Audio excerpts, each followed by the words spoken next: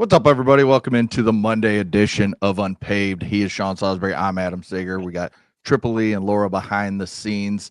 Sean, we got a ton to talk about today. There's a ton of NFL to talk about. We're going to hit on the World Series here in just a second. But as we were talking before the show, you got a coach that you're still kind of weary of, even though his unit, the side of the ball he coaches, is playing really well. But it's just the way he's handled things over his couple years in his city that we're going to talk about today. And I think we can get you a little fired up about something. I'm all ready. I got to figure out a way before I get this studio finished where I can stand up in my home studio, like raise my computer, because animated. First of all, I'm so tired of defensive players getting the shaft. Honest to God, I am. I'm so tired of the pussification of this sport that it's only protect the stars, and I get it. But I'm going to tell you what, there's no coach that we're going to discuss that in his city, without producing a Super Bowl, has had his ass kissed, yet complains that it's not more than this guy. And I'm a fan of this guy, but you know what? I'm growing weary of there's no bigger gap either from great offensive consistent production or great defensive production to just year after year average offensive production, which ought to tell you something of this. So we'll get to that, but I'll tell you what, this World Series – Yamamoto ain't ever paying for a drink again in his friggin' life in Los Angeles, brother. Dodgers, and Toronto played their ass off. Yeah, they did. Dodgers come back. They win Game 6 and 7. 7 was one of the best Game 7s you'll ever see. Toronto goes in to the 9th inning with the lead. They get a couple outs. Rojas comes up and just hits a bomb to left field to tie it. I mean, the Dodgers went through their rotation. I mean, Glasnow pitched. I mean, they all pitched. Kershaw, like everybody pitched, it felt like, for the Dodgers. And then Yamamoto comes in 2 2/3, only gives up 1 hit. I think he had 1 walk, but just gets big out after big out. 1 walk the whole friggin' series for him. Yes. 1. I mean, he was incredible. And then Will Smith hits the home run in the 11th. To put them up, and then Yamamoto shuts the door on the Toronto Blue Jays. I mean, Blue Jays fans just had to be gutted with the way that ended. But what were your just overall thoughts on Game 6 and 7 as the Dodgers go back to Toronto, win both games that they had to win, and get their back-to-back World Series championship? And Kershaw now goes out as a back-to-back champion. So many friggin' layers to this, dude. Since the Yankees in the 90s, the 70s Reds that I grew up watching, the Big Red Machine, which some people still argue is the greatest offensive team that's ever, just with the array of players at that time. And then the baseballs weren't near as live then. And then this Dodger team. Listen, you could say buy championships all you want, but the way they put that team together is pretty impressive. And it's always listen, Rojas was kicking rocks, dude. And for Dave Roberts, who 3 years ago we obliterated as, well, this guy, what an underachiever. Now the dude's a Hall of Famer. He is putting up, I know people are going to try to shrink it because of the players he has that they go pay for, but that's the object. The rules say you can go pay for them. If you want to get over the luxury tax, pay for him. Dave Roberts, his gut wasn't handed to him on a fucking card, okay? While I like analytics, I don't want analytics 100% of the time. He went with the gut of Rojas, and Rojas made the 2 biggest plays of his life on defense and on offense in 1 game that changed the entire course of how it turned out. It was, first of all, Toronto take a bow. I know you don't want the moral victory. It sucked. They were getting ready to celebrate. Yep. Not prematurely, and I'm telling you what, I love their manager. He is as good as you'll ever hear. I love when they interview him. Normally I don't care about those things. And I'll tell you who's the best in game. First of all, baseball by far. Managers give you more there than any coach coming off at halftime, than any coach in football. Basketball is an embarrassment. That's a joke. They don't tell you anything that, like NBA I'm talking about. But if you notice, like Shine, he just kind of going through it and being honest. He's talking like he'd talk to a player. And then he has to hold up. Do I need to check this to get the guy out and come back on? I just friggin' love his insight. Toronto take a bow. Moral victories, I know, don't exist. But damn, you can make the argument that you literally, without the runs, and I don't know how we say this, but you probably could say you outplayed the Dodgers, other than a few clutch plays overall that were the difference in games, because they didn't get dominated one bit. And I know in 7 games they say, well, Sean, of course they didn't. It was 7 games, but there was nothing about that series that you don't give the Toronto that you have to be ashamed of, right? I understand Kiner Falefa. We'll get to why he didn't take a bigger lead. I always say he could have matched, especially with, I understand the right-handed pitcher if it was a lefty, but he has to get close to matching Max Muncy, who was off the bag in that. So he's going to take a lot of flack for that with the play that Rojas almost slipped on the turf, and then he makes the great throw. And it had to be Sags, if that's offline 1 split second or offline, left is safe. And it was the right call. It was the absolute right call by the umpire. But just one more step on a walking lead, or get where you're 3/4 of Max Muncy's, how much he was off the base, because he wasn't protecting the line. He was eating the bag and protecting a play at the plate. So you had to play that. So there's so many layers to this. Yamamoto's performance in Game 6, and then to come back in less than 24 hours, or basically 24 hours, and do it again, and not just do it again and give you an inning. He gave you an inning and took care of his business in fashion. I'm talking about, it wasn't just, dude, can you give us 15 pitches? No, it was 15 pitches, my ass. I'm finishing this thing out. And then 2 2/3. Double play on the cutter. It just was. I wasn't rooting. I mean, obviously rooting for the Dodgers. They're in the U.S., but I have I don't hate Toronto. I played up in Winnipeg, and great city, great people. I just was rooting for great baseball, Segs, and we asked for it. Remember, I said on the Friday last week, and I said that if they got to go back down 2 and win 2 in Toronto, that's an uphill task. I don't believe it can happen. Well, I'll be damned when you get epic performances, and it's not even just the hits; it's the timing of your defensive play. It's the timing of a play by Kike Hernandez, and then to double up you at second base. It's the timing of Mookie Betts, who'd been struggling with his bat, not to let it affect his playing middle infield, and to put over that double play and make a throw. The timing of Smith to hit the ball out of the ballpark. And of all guys, dude, he hadn't seen the home run since middle of July or something? Yeah, something like that. For Rojas to do that and to go down and get it, dude, and then the pitch you want back. You can't throw him you can't hang one in the strike zone to Smith because he's got too much power. You bury it, do something, run it in on him. You just can't. You can't throw him like it's working at a cement mixer, right? Segs, it just kind of hung in the middle of the plate, and he was sitting on it and crushed it. So I mean, there's so many elements to both sides, the guts on both sides, and some great defensive play, dude. And underrated that not enough people are talking about. You put out a defensive replacement in center field, the Dodgers.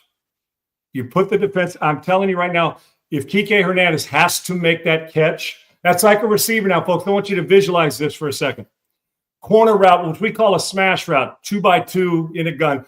Segs, you know what I'm talking about. Run a 10 to 12 yard deep angle corner, or down in the red zone, we run it to the back pylon. And then you run the little hitch or whip out as your outlet, and you're just reading off the corner. Corner jumps that, you throw it. Or if it's man coverage, little drop shot. Or you throw a deep ball, and a guy, when you see a receiver going and he has to catch it over his head as opposed to in front, this is a hard catch, right? This one where he's looking at staring it in is a pretty easy catch. This one where you're staring here and you have to come back over your other shoulder, very difficult on a receiver. Same thing with a guy. Kike's playing it Willie Mays style, trying to get his eyes on it. Yeah. And dude, for why am I losing my mind? Defensive sake. Gosh, why am I losing my mind? I'm looking at it right now. I know exactly what you're talking about. Why am I? He came in and he hit for him. Still caught him in Rojas. Yes. Who was the box score? Where's the box score? Yeah. Who made the play? Why am I losing my mind? As I call him. I just call him Pages. It's Pages. Yeah, I knew. I was going to say. I was going to say Pages. Pages, right? But Pages, dude, the defensive replacement, and you listen when they put him in. They said defensive replacement because he's got a stronger arm than than Tommy Edman. Yep. They put him in there because they had to get him ready for a throw to the plate. And that's why they put Pages in there. Okay. And dude, for him with that long body to go up and just physically manhandle Kike Hernandez. Oh, he just you make the easier catch in front of his eyes as opposed to first of all, the baseball IQ to say, listen, we may collide, but dude, my catch where because he was double eyeing it. He could see it with both eyes and the front of his glove as opposed to Kike he would have to that go was like heel down. Sean Taylor hitting Wes Welker going over the middle, right. just getting an interception. No question about it. Clearing him out of there. Blatant disregard, and Kike, while he got knocked out, was like, hell, whatever, dude. Yeah, whatever, make the catch. It was just a smart Pages' play to make the great catch where he can see the ball with two eyes worth. It would have been a phenomenal catch. It was a phenomenal play, but even tougher catch for Kike Hernandez. But so you saw it all over the place. Toronto made plenty of them themselves in clutch hits. But think about the names, Segs. Kike Hernandez with his double off and his home run that he hit in the series. You talk about the great defensive play, and then you talk about the defense that Rojas was playing and the play he made, and then obviously the home run. I'm just telling you, man. The way the Dodgers won this was, I don't want to say unlikely, and then I guess that's even a better word, considering the circumstance, have to win 2 in Toronto, Segs. And then all of a sudden you've got Yamamoto who just like dressed it in a phone booth. We thought, I understand that Shohei's a unicorn. Well, what are we labeling Yamamoto?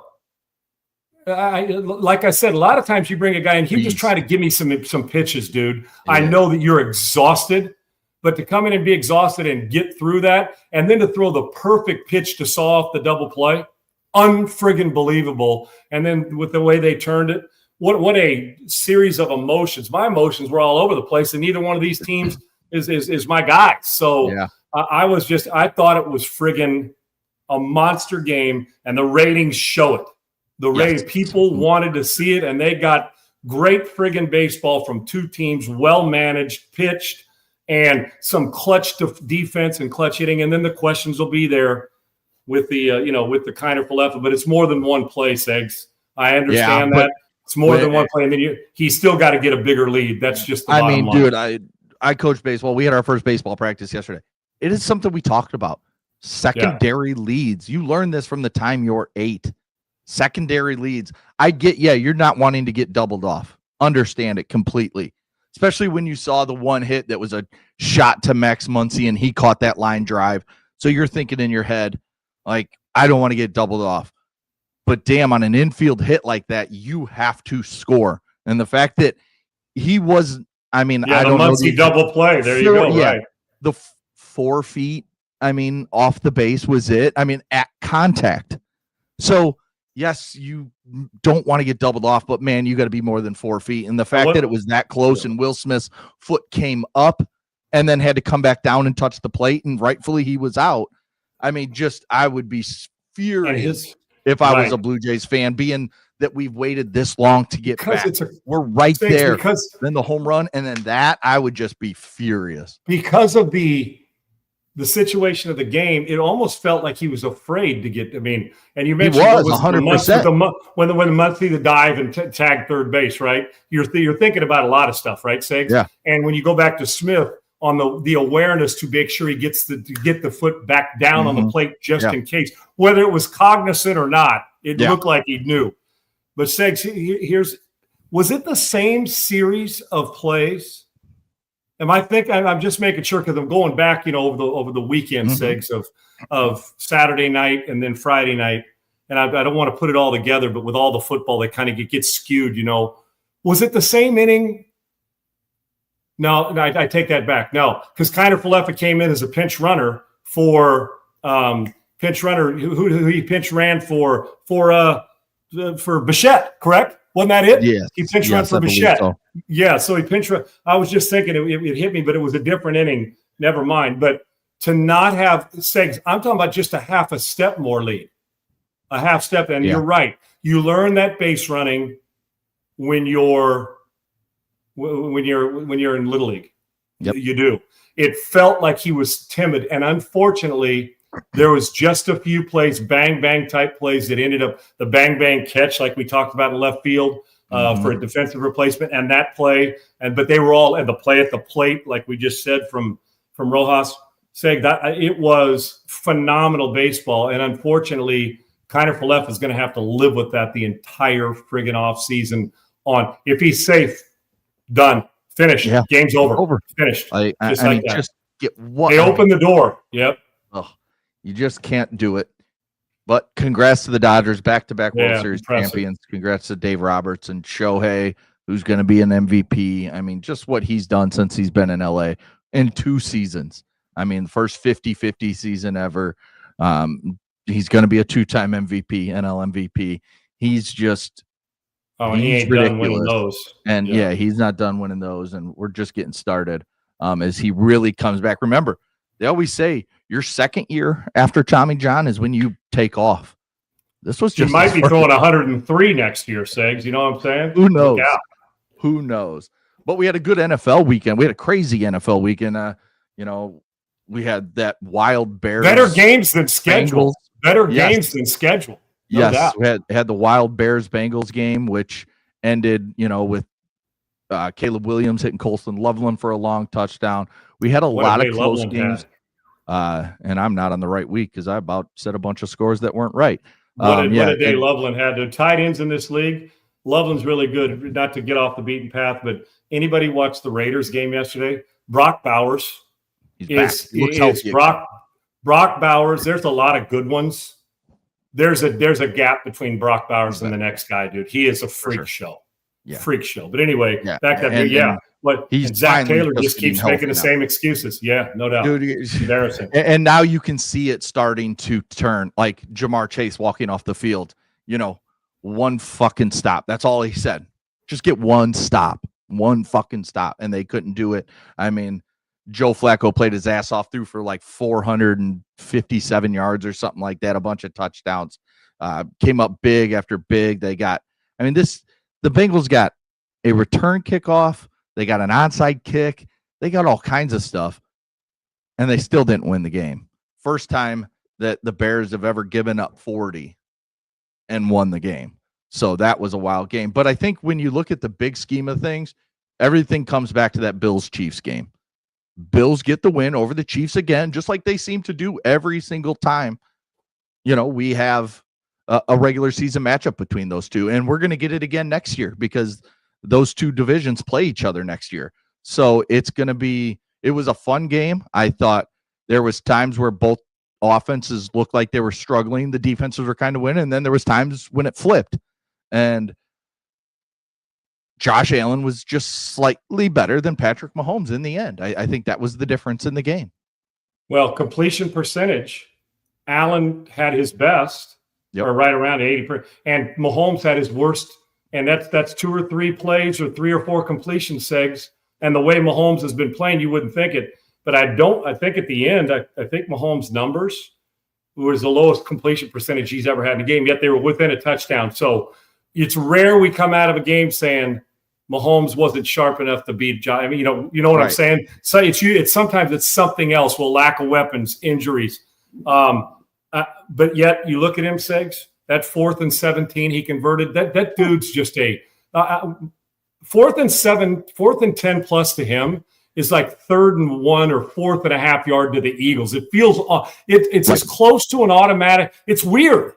And Romo was ranting about saying, I'm telling you, he's the best you'll ever see at this. And I'll be damned. 4th and 17, he lets the guy get into the second window and throws like a deep dig into the window and puts it right on the money. What a great friggin' play call by Andy Reid, too. He made it look like he was going to run like a dash or move the pocket. And then he started to move it, came back, set up in the pocket. They kicked it out, let him set his feet and make a rip shot throw. I thought there was great offense on both sides. I thought there was outstanding defense on both sides. And Buffalo just got a couple more stops and made a couple more plays. So when Allen's and neither one had to throw 60 times to win, Segs, they stayed within it. Cook did his thing again. But I'm telling you, if the Chiefs get into the playoffs, if they're able to stave it off and find a way to get in, And I know people say, what do you mean get in? Well, listen, the way the Colts are, even though they got beat, I mean, it's still going to be, the Patriots are still playing great football. Yeah. I mean, the Bills, we wondered, well, the Bills haven't beat anybody good. Well, they just did. They beat the hottest team in the AFC, at least in our mind, the way they're playing. If they get in, we're going to see them again, Segs. I'm just telling you. These two, I don't know where or how, but I would imagine we may see those two again in the postseason. You know what I'm saying? So, yeah. But it was unfortunate, and they were still within a touchdown with a chance. It was unfortunate that Mahomes, 3 or 4 or 5 more completions, which he'll normally make, that we may be staring right at overtime, right in the face. So you never know. But Buffalo, we asked them to answer, beat somebody good, and they did in their building, which was an impressive win, which all of a sudden – but let's not overreact on this shit. One game against a good team. They look like the Bills. We all thought the team that I picked will win the Super Bowl this year. And I get it. I don't waffle on it. I'm going to stick with it. But I'm not getting all, oh, my gosh, because show me 2 or 3 great teams or good teams in a row you got to beat. You still owe 1 to New England as they got you in your building. So, but it was impressive. That looked like, well, the Buffalo-Kansas City game, and it looked like the Buffalo Bills Super Bowl caliber team at the right times. And they got both defenses, Segs, and you pointed it out. And I think we hit pretty good, I think, on the unders and betting over the weekend. It felt pretty good for the most part. I felt good, but with it, I made some money, but I tried to match with what we said on the show in most of them. But the way that Buffalo's defense and both coordinators showed you why defensively they're pretty damn good. They know how to get stops, and in a game that 2 quarterbacks normally go haywire, while they still scored some points, it wasn't one of those 41-38 type games. Yeah, the old if the season ended today, the Chiefs would be sitting outside the playoffs as the 8th. What, like 9th, right? 9th or 8th or 9th, right? 8th, yes. As of right now, they sit 8th. So we'll see. Disgusting. I only saw it once. Jaden Daniels dislocates his elbow, kind of lands on it going backwards. Dan Quinn comes out today and basically says, pats his chest like, that's on me. He shouldn't have been out there in a blowout. They were getting their ass kicked by the Seattle Seahawks, who we're going to talk about in just a second. But I kind of posed it in one of our things. Is Jaden Daniels, are you worried at all that he's going to become RG3? Are you worried about that? We saw big rookie years in Washington, and then they come out, and then it's just injury. Oh, little injury, and then a significant injury. Now, it's not the knee, so that's good for Jaden Daniels. It's the elbow on his non-throwing arm, so that's good. But it's still just a lot of injuries piling up quick on a guy who is not built like a Josh Allen, like a Patrick Mahomes. He's not thick in the body. He's not thick in the lower half. He is a guy that's waiting to get hit, and he gets hit a lot with his style. Are you worried that he's going to be the next RG3 if you're a Commanders fan? I'm very worried, and I'm going to tell you why. A couple reasons, and there's some eerie similarities to what's going on with what you're talking about. And one is why I'm concerned during his senior year or his last year at LSU. Going on with Matt Moscona at in Louisiana, New Orleans every week. We talk LSU, talk Saints. Still do. His biggest weakness at LSU, his inability to get down at the right time. He did. And so we were concerned about, dude, and even this year, Matt had brought up, Sean, what do you think? I said, he's got to quit taking hits. We've heard people on broadcasts say it. Right. That's his biggest weakness. Now think about that. The guy is special. When he left Arizona State, which is a guy who's played in the Pac-10 and then the Pac-12, which is really no longer the Pac-12. But when he came to LSU, you go back and look at his first year at LSU with Brian Kelly. Spent a lot of time accurate throwing the ball underneath. Was not good at the deep ball. Spent time working on it. Got more gutsy with it and became a really good deep ball thrower. Heisman Trophy, top 3 pick, whatever it was, and a hell of a talent. And I love the kid, but I can keep saying, dude, the injuries. Well, not only now he's built almost, I don't know what the weight is, but you look, RG3, not a big lower half, long and took a lot of hits. Played hurt when they put him out there when he was hurt. Jaden Daniels was coming off an injury from the week before or two. You know what I'm saying? Come off, what was it, the hamstring, the lower half injury, hamstring, and goes in there. You wouldn't have left a healthy quarterback in normally under that ass whooping. You said, today's not, we ain't scoring 4 touchdowns in the fourth quarter. Get him out. Yet, even with that coming off the hammy, which like Friday, Saturday type of decision, said he was going to play even Sunday morning. Okay, he's going to play. Well, then you sure as hell shouldn't have left him in. Listen, I'm a big Dan Quinn fan. Dan's got some things to fix as a head coach. He's had to get a team to a Super Bowl. We saw that team last year, and we think they're going to take another step. Well, now they're struggling their ass off to even salvage a season, and you left him out there, and it was the wrong decision, and I'm glad Dan owned it. And then they call a play that Dan says, we're going to throw it or hand it 90+% of the time or whatever, I paraphrase for him. And then he pulled it and ran it and didn't get down and took the hit, right?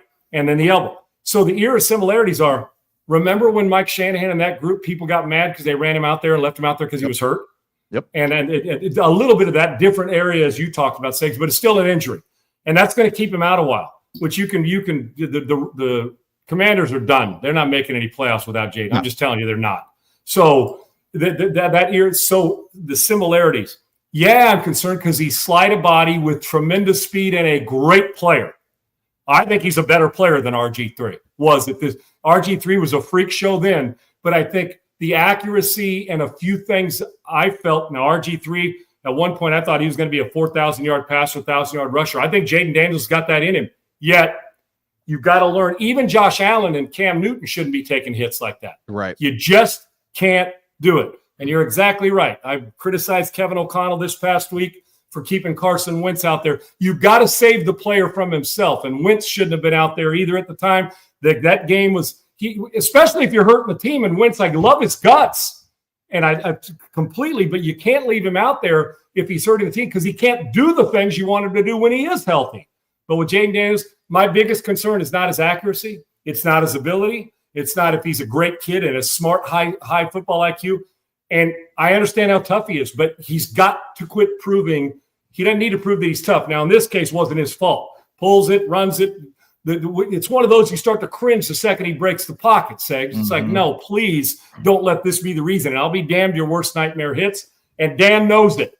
His ass should have been standing on the sideline, and Marcus Mariota should have been playing in that game. Because now within a score and a half, Segs, keep him in. That's your best player. You got to keep him in. You just can't do it. That's it. And it's a vicious game, and it's unfortunate. And I know Dan didn't want to put him in harm's way, and unfortunately did. But if you want to prevent him from getting out, then the ball's got to come out quick on a slant type play, the quick game, or you hand off that RPO and say, dude, do not pull it. We're down. We got no shot. Hand the ball off or throw it. If you pull it and you get hurt, I'm kicking your ass, and you're going to be on IR just for that reason. So there's a lot of it. It's a bummer for a coach, but Dan, he should not have been on the field. I don't want to say it's like irresponsible, but it was wrong decision. Does that make sense? I know he didn't mean to put him in harm's way, but he was coming off an injury anyway, and that game was over. Can't do it. You cannot do it. Yeah, very bad situation there in Washington for everybody. Another QB injury happened this weekend. C.J. Stroud leaves the pocket, takes off up the middle, and takes a hit from Chris Abrams' drain. Now, I don't even, and here's the problem I have, and we're going to talk about a certain coach here in a second. The problem I have here with everybody throwing their hands up, especially the people in Houston, they're throwing their hand up. You cannot tell me that was a legit slide from C.J. Stroud. Like, that looked like he slipped on a banana peel and just went ass over tea kettle, as they say. And then he took a shot shoulder to chest. Now, in my opinion, and they were right on the field, there was no flag. It was a good, pure football hit, just like we tell all these defenders to do. Put your shoulder in their chest. That's exactly what he did. C.J. Stroud did not slide. That is not a slide. I mean, we see baseball slides all the time. Russ Wilson was one of the best at it. Remember, he could run, slide, and just pop right up and keep running if he wanted to. But C.J. Stroud did not slide there. He took a vicious hit, bounced his head off the turf. And I'm not saying he deserved the injury or anything. He's out with a concussion. We'll see how bad it is. He's in the protocol. But then your guy, D'Amico Ryans comes out after the game. And now remember, a few weeks back, we had Al Shahir, the linebacker there, Shazier from Houston, who smoked Trevor Lawrence square in the head as he was in a legit side. Now, Trevor's was a little late. I'll give you that. But he hit him shoulder to head and then head to ground. Little bit of a different scenario.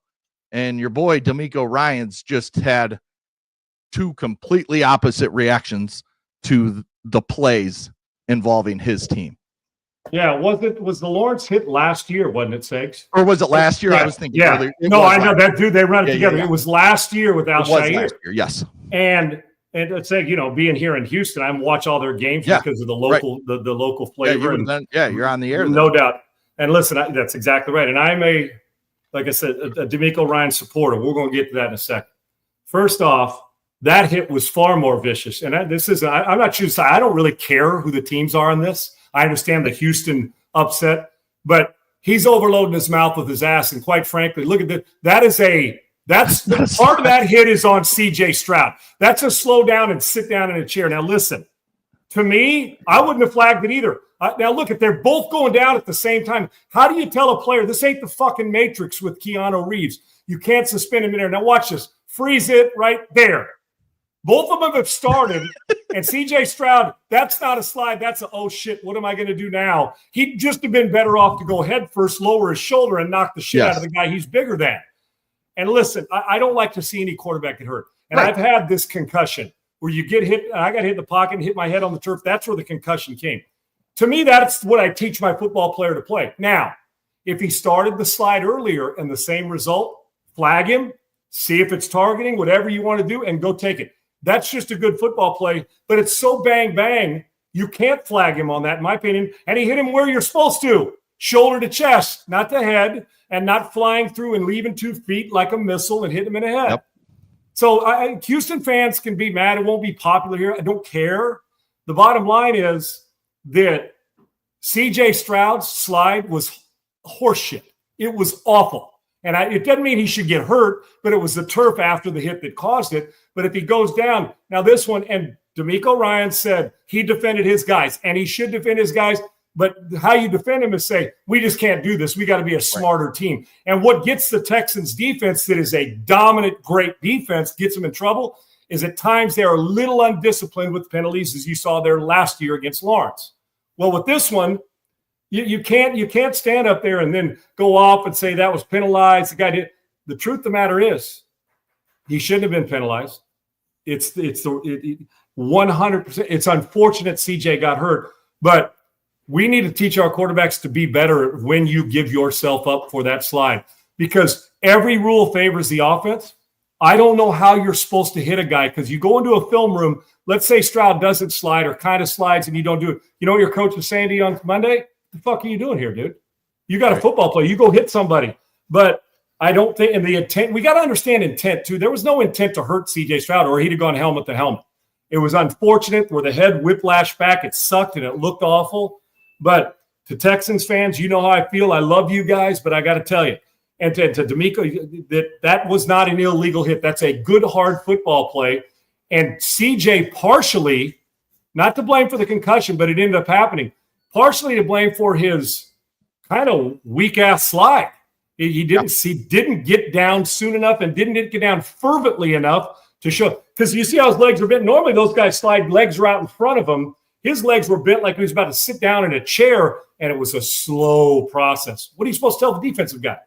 And for D'Amico Ryans, he defends one. He should defend his guys, but you damn well know, looking at both, the one last year was far more vicious to Lawrence than this one was to Stroud.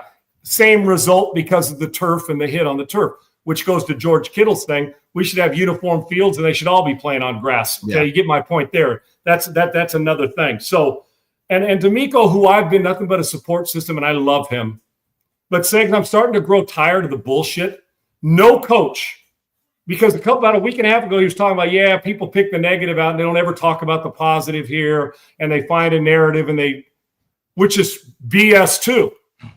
I've been in a lot of cities.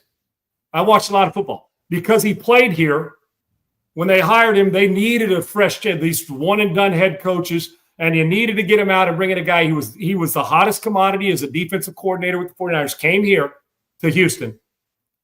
No coach, sans maybe Andy Reid or McVay, but they've won championships. No coach without a championship who was hired by his team that's coaching right now has had their ass kissed by local people more than we did to do. I'm talking about me as well, to D'Amico Ryans. It's like they're like, well, he played here. He's a captain here. He went to Alabama. This is his city. He came back and he's coaching it.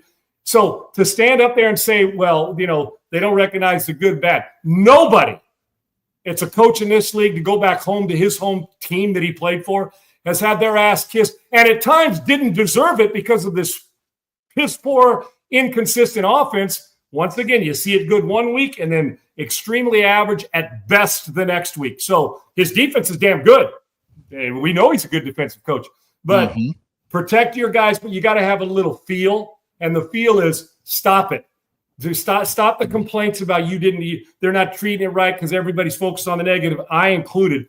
Kissed his, when I say kissed his, I'm talking about he could do no wrong. Right. We're starting to see a little thing. Being a head coach is tough. Taking criticism's tough. Watching guys take hits is tough. His defense doles out a lot of hits, and they're damn good.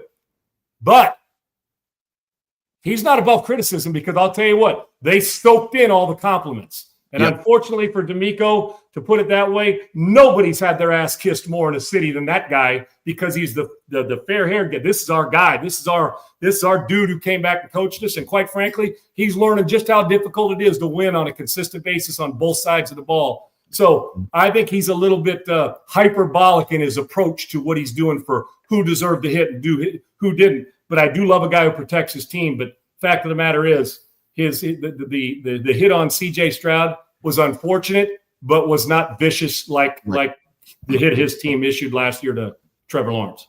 While he does have one of the league's best defenses, he's the head coach. He is not the defensive coordinator anymore. Damn right. Part of his job description is finding an offensive mind that can take C.J. Stroud and Nico Collins and company and turn them into a really good offense. And so far, he's 0 for 2. And what has he done both times? Hired rookie play callers that are young, not that experienced, and they've come out. And, I mean, C.J. Stroud was good last year. And then he was great as a rookie. Yeah, great as a rookie. Took a step back last year, and that same step other than last week. Yeah, right. Average last year. Right. And then this year, it feels like it's fallen off a cliff. So, I mean, while they... Who hired those two coaches, Segs? Who hired the two coordinators? And you know what? Boy, D'Amico Ryans. Well, and guess what? Rams 49ers, and I know Kaylee came with the background being with the Patriots for a while, but rookie play callers. Rookie play callers.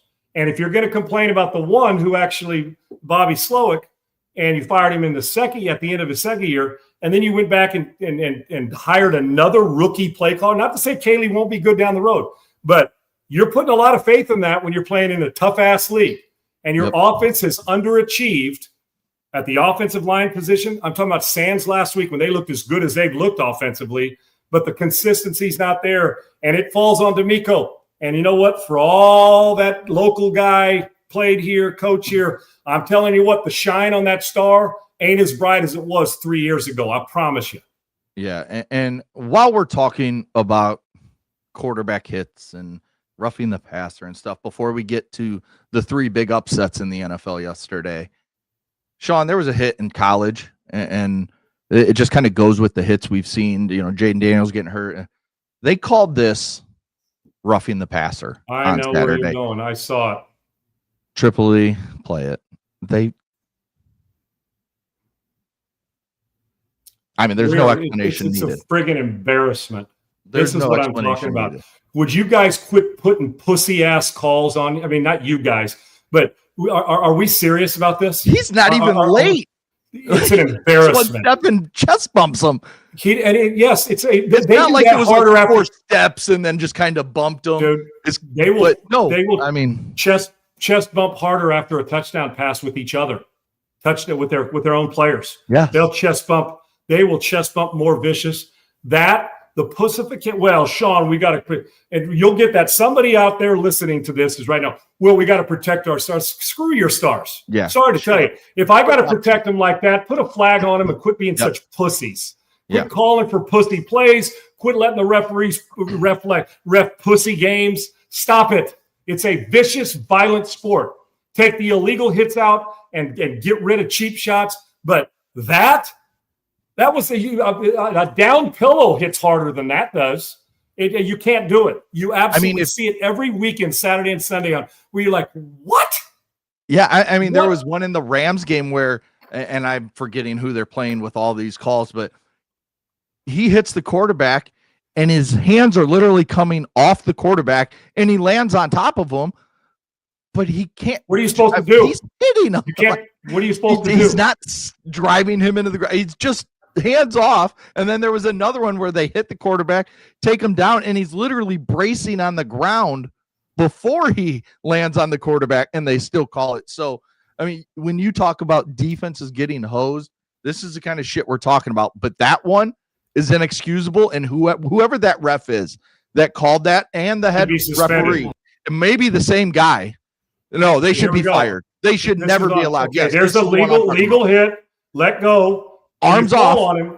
Where's the? That's just football, man.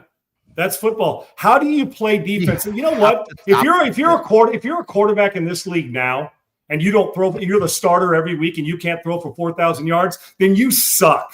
Yes. Well, Sean, you didn't. Yeah, because I didn't play in this era. Hell, I'm throwing for 4,500 in this era. That's one of the softest hits with giving myself a prostate check. Okay. Yeah, that's probably one of the softest hits you ever took. Right there. Gracious, and I couldn't move like these guys. That stand by. No. You can't call this.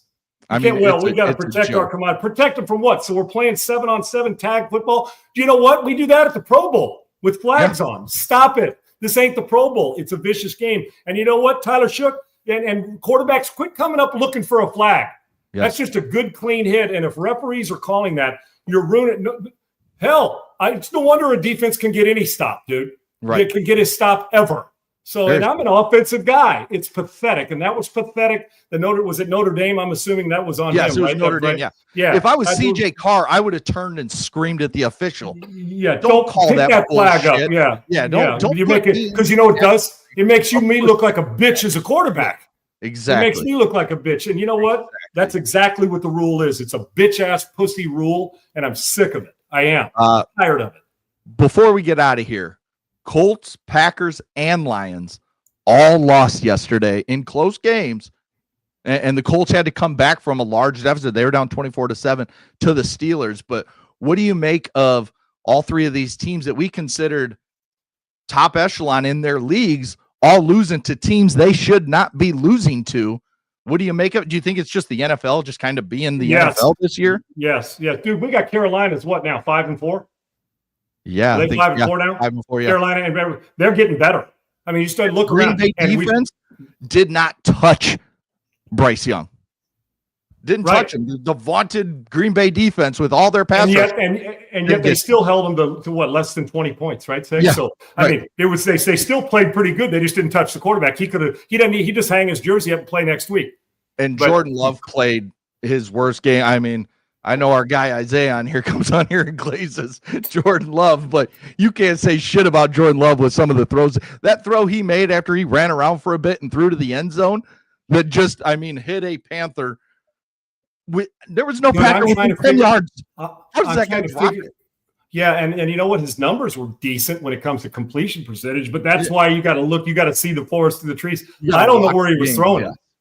That red zone pick, I don't know where he was throwing it. Yes. I watched Trevor Lawrence in his game down by the goal line, throw one right to dude, was it Trevor Lawrence? I think. I think it was.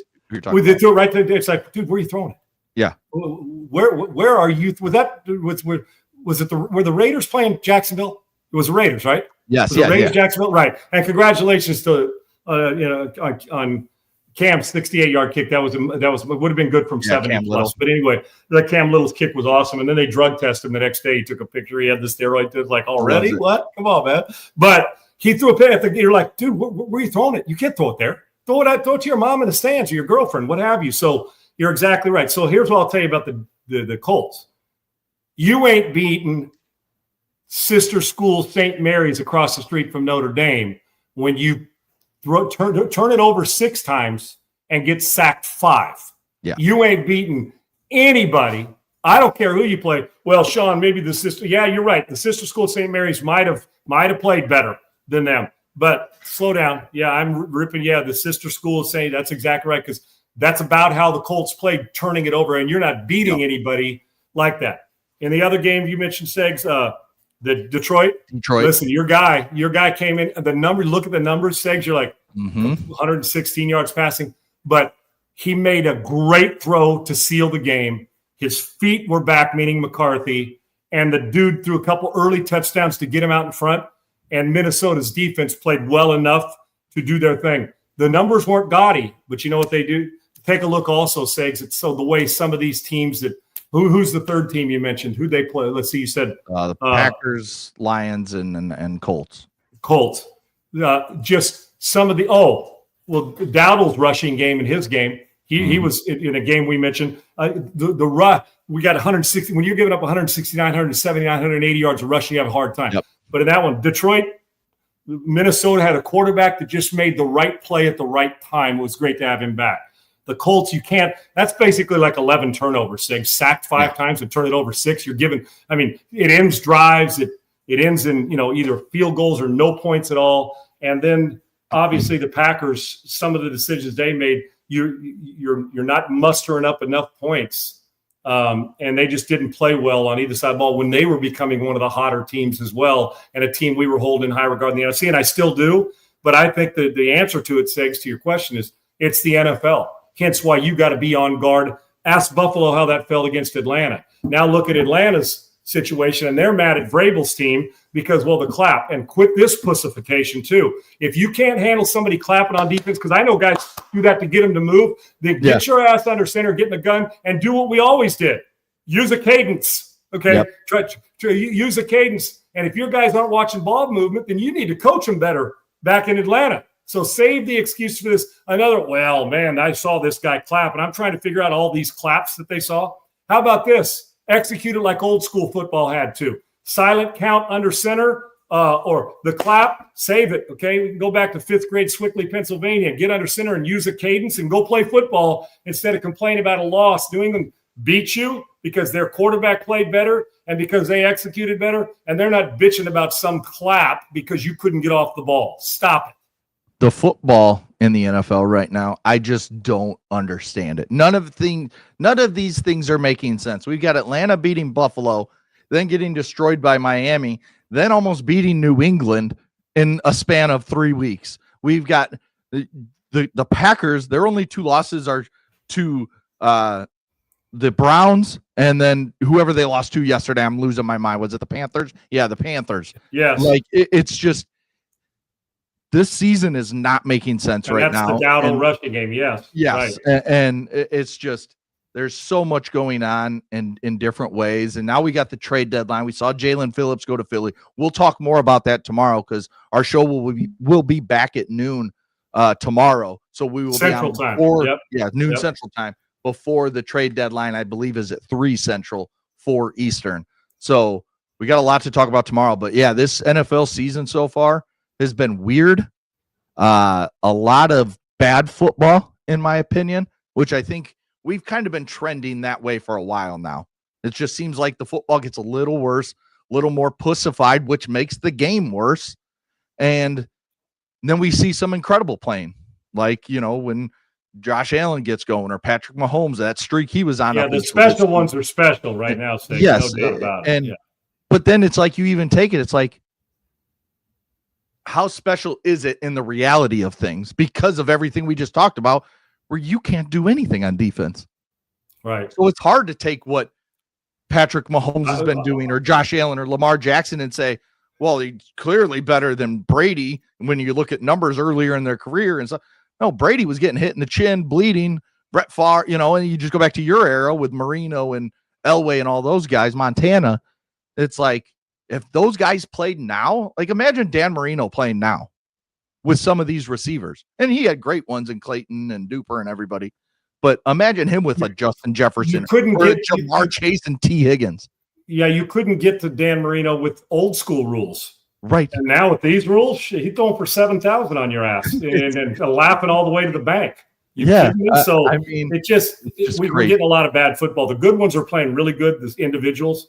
The bad ones are really, really bad. And I start to look, Miami's going to have a new coach. Cincinnati's going to have a new coach. Cleveland may end up having a new coach. They will. Who knows about the Jets? Who knows about Atlanta? I don't know what's going to go on there. Possibly. Arizona, possibly new coach. I mean, you go around, but you know what? Your football teams are, when you consistently do wrong things weekly, not only is it players, there's a critical component missing during the week, Segs. On that, whatever that is, it's missing in a lot of these buildings. And I'm just going to tell you now, I promise you as I sit here, if not, then you can come with me and we'll walk from Chicago in the spring to Arizona to watch spring training baseball in good weather and raise money for charity. If a finesse team wins the Super Bowl, it's not happening, man. And those teams we just named play too much of it. No doubt. And that's where I'm hoping, because one team I've kind of grown to like this season just by watching them is the Colts. And yesterday, they didn't run the football. They didn't throw the football well. I mean, he had a lot of yards, Daniel Jones did. They had a couple guys over. They had to throw it 50 times too, right, Segs? Yeah. And he threw 3 interceptions. But what I liked from that game was them holding the Steelers to under 2 yards per carry, holding Aaron Rodgers to 200 yards passing. So I think when you look at the game, like you said, it was just the turnovers. You take away the turnovers, even 3 of them, they win that game probably by 10 points. Segs, if he throws 1 pick, the game's theirs. Right. Because like I said, I'm not a big moral victory guy ever, but you are going to go in and watch tape today when they did, and they're going to watch it and say, well, we did some really good things. But 5 sacks and 6 turnovers ain't it, brother. We ain't beating anybody that way. But you take away 2 sacks and 2 turnovers, and you're like, defensively, we did good. They didn't run it down our throat. Rodgers didn't take over the game. We eliminated some big moments. This was a true case of, and finally, the Steelers defense showed up, right, Segs? Yeah. They showed and looked a little bit more like, well, this is Steelers football, but you can't turn it over that much. But I'm going to tell you what, anybody that thinks the Colts are going to go away and die, you're making a major mistake. That is not going to happen. Yep. All right. Well, that'll do it for today. We got a lot to talk about tomorrow. We got a lot of college football to talk about. Auburn adds to the coaching carousel by firing Hugh Freeze. What's that job kind of do? We're going to bring back up for, I think, the 3rd time, Deion Sanders in Colorado. Should that be done as of now? And then when you look at games. And Arch Manning, we got to give credit where credit's due. Yep. He played his ass off. He was and boy, awesome. Vanderbilt almost got a comeback move. It's going to be fun. Tomorrow's going to be a fun show because if we're going to rip him when things go bad, I mean, give him a hard time. Arch Manning looked like a first-round pick against Vanderbilt. He did. He looked awesome. Miami loses again to SMU. Are they done? And then I tell you not to trust down the stretch, Segs? Who'd I tell you bothered me? What did he do down in the red zone in overtime? Exactly like he did at Georgia last year, where he threw the ball right to him, and then game over. All you got to do is execute a field goal if you want. And then they said, screw that. We're just going to go take care of our business. They were pushed around a little bit. 3 weeks ago, we had them as a team going to the playoff. Right now, they're going to have to play their ass off to get in. Yeah. And that's what I want to talk about when you look at the ACC. We had Georgia Tech lose their first game. We've got Virginia at 1 loss, and then we got Miami at 2 wins. I want to talk about that conference tomorrow and how things stack up for them trying to get into the college football playoff. And then the last thing we're going to talk about tomorrow, my favorite thing from the weekend, which was not my favorite thing. Your favorite thing I found the funniest was your boy, the OU kicker, in his short shorts. He had those. They weren't thigh high, mid thigh high. They were higher. Like they were like higher than dolphin shorts. They were dolphin jogging. It felt like he was wearing dolphins and going to go to work for Hooters when the game was over. Okay? Yeah, stop it now. We're going to talk about that tomorrow. Burying some field goals. He was good kicker. But this ain't no. You don't have any restrictions down there. You're gonna. Only thing missing was a stripper pole from the doggone field. Are you kidding me? Stop it! How do the referees not dude? Herbster is great. Just penalize that. That's what you got to penalize. And he's right. It's like, what are you doing, dude? Look at the Oregon quarterback from last year that's on the Browns. Help me out. The third round pick, the lefty. Oh, Dylan Gabriel. Dylan Gabriel. He wore shorts. I wanted to say Gilbert. Yeah. His pants kept getting shorter every week, it felt like, last year at Oregon.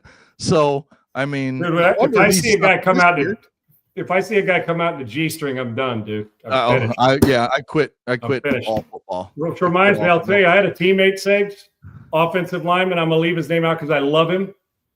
Went on our bye week, came back from vacation, he and his wife were on the outs and they were getting divorced, and he had his new girlfriend with him, but came back from vacation, took his jeans off to get ready to go out to practice. Stud offensive line, and a great player, lasted a long time. I love him.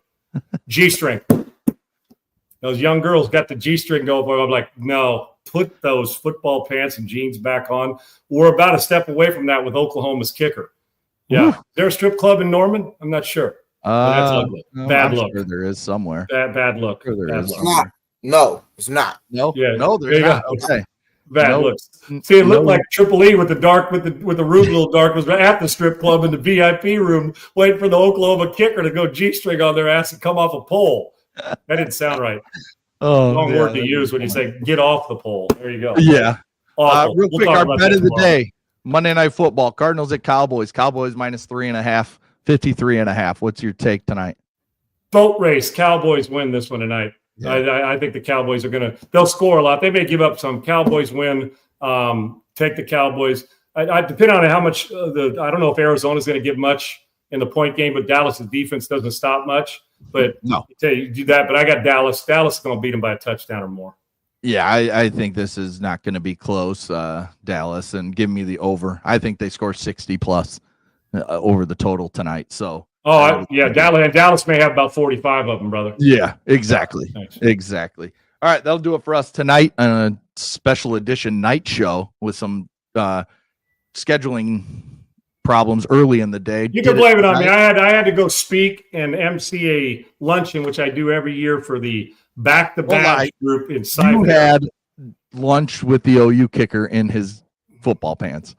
Well, sometimes NIL works a lot of ways, things. There you go. But to my back-to-badge people, I love you guys. Let's just play like that was it. But it's in Cyprus and in the Cy-Fair, and they're a great group of people raising money for kids and for the police department. And I'm always honored to be a part of that back-to-badge.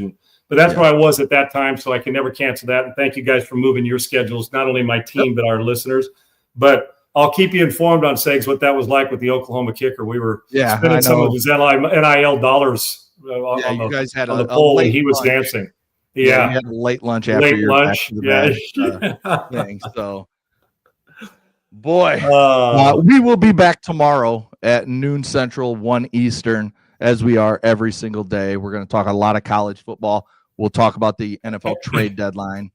And John Stockton will be kicking with Larry Bird next week with those shorts on, those nut hugger shorts. Yeah. Boy, those will make you horny. Oh, God. Time to go. Go coach basketball. Don't you got to coach basketball tonight? Yeah, I got boys basketball practice in like half hour. Ugh. Borrow Stockton shorts and go coach him like that. Pull your socks up to your knees and tell me what the kids say, brother. They'll beat me up. There's 10 of them. If they combine, they're all 10 years old. If they combine, they could probably beat me up. So. Well, we got plenty of 10-year-olds beating up people in the streets nowadays. Might as well be you, Sticks. There you go. Yeah, might as well be. There you go. All right, we will talk to you guys tomorrow. Triple E, thanks to Laura, thanks to Sean, thanks to our listeners. We'll talk to you guys tomorrow. Peace.